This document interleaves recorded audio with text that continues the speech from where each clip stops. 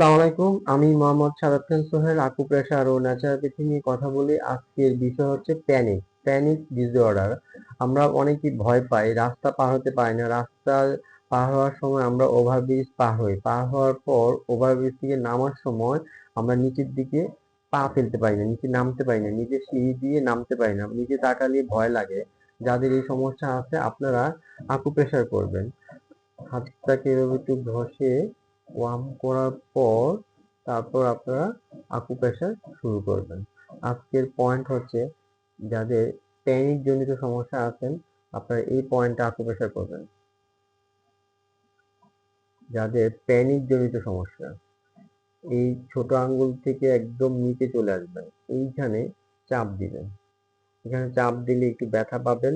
এই ব্যথা জায়গায় আস্তে আস্তে করে আকুপ্রেশার করবেন। এখানে দিনে 2 বেলা আকুপ্রেশার করবেন, একদিন রেস্ট।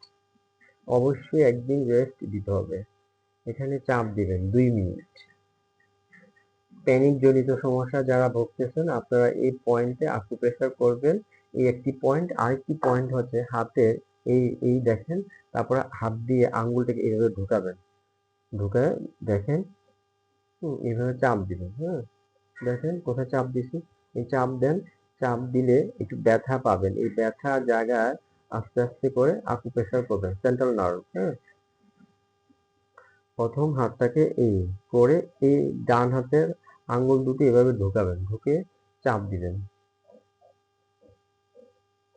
দেখেন চাপ দিবেন। হ্যাঁ, এখানেও 2 মিনিট আকুপ্রেশার করবেন। তাহলে আপনার প্যানিক জনিত সমস্যা, আপনার যে ভয় জনিত সমস্যা, নিচে তাকাতে পারেন না, হ্যাঁ, এই সমস্যাটা আপনার সমস্যার সমাধান হয়ে যাবে।